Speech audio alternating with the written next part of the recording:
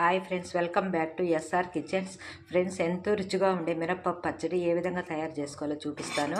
ఇదిగోండి మినప్పప్పు, కొద్ది జీలకర్ర, ధనియాలు మూడు కలిసి ఇదిగోండి ఈ విధంగా దోరగా వేయించుకోవాలన్నమాట. వేయించుకొని వీటిని ఒక పక్కన గిన్నెలోకి తీసి పెట్టుకోవాలి. తరువాత ఒక 4-5 ఎండుమిరపకాయలు తీసుకొని ఈ విధంగా కొద్దిగా నూనె వేసి సన్న సగం మీద పెట్టి దూరగా వేయించుకోవాలండి. నేను కొద్దిగా మినప్పప్పు తీసుకున్నాను కాబట్టి చూపించాలని ఎండుమిరపకాయలు కొద్దిగా తీసుకున్నాను. లేకపోతే మనం కారము ఎన్ని మినప్పప్పు వేస్తామో అంత కారం కావాలనుకుంటే ఒక 7-8 నుంచి 10 ఎండుమిరపకాయలు వేసుకోవచ్చు.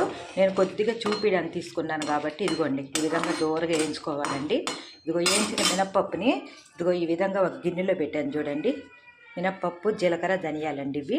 ఇదిగో ఇప్పుడేమో ఎండుమిరపకాయలు వేయించుతున్నాను చూడండి. సన్న సగం మీద పెట్టి ఫ్రై చేసుకోవాలన్నమాట. ఈ లోపల ఎండుమిరపకాయలు వేగిపోయినాయి చూడండి. వీటిని ఒక గిన్నెలోకి తీసేసుకోవాలండి. ఈ బాండల్లోకి కొద్దిగా ఆయిల్ వేసుకోవాలండి. ఆయిల్ వేసుకొని మన టమాటాలు వేయించుకోవాలన్నమాట. ఇదిగోండి కొద్దిగా సరిపోతుంది ఆయిల్, ఎక్కువేం అవసరం లేదండి.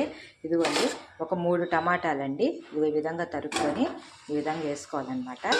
వేసుకొని వీటిని బాగా కలిపెట్టేసేసి ఈ విధంగా పైన సిమ్ములోనే ఉంచేసేయాలండి. సిమ్ములో ఉంచేసి ఇదిగో పైన ఈ విధంగా మూత పెట్టేసేయాలి.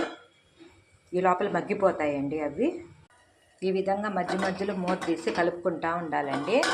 ఇది చూడండి ఉందో ఇది బాగా మగ్గిపోయింది చూడండి. ఎట్లాగా ఈ విధంగా అడుగంటకుండా మగ్గాలండి. అడుగంటితే మళ్ళీ మాడు వాసన వస్తుందన్నమాట. అడుగంటకూడదు. ఇదిగోండి ఈ విధంగా ముందుగా మనము ఇందాక వేయించిన మినప్పప్పుని ఇదిగో ఈ విధంగా మిక్సీలో వేసుకోవాలండి.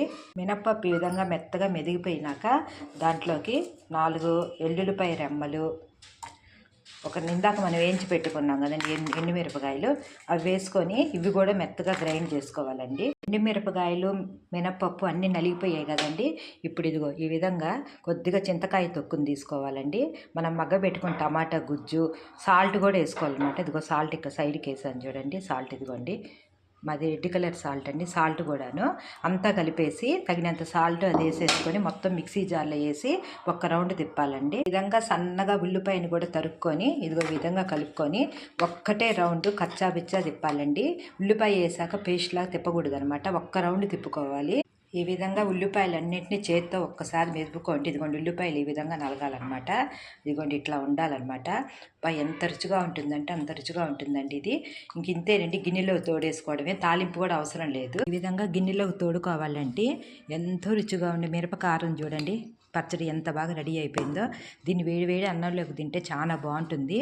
దీంట్లో నీళ్లు కూడా యాడ్ చేయలేదండి, అందువల్ల 2-3 రోజులు నిలవ ఉంటుంది. దీంట్లోకి ఇదిగోండి ఈ విధంగా ఫ్రై చేసుకొని తినండి.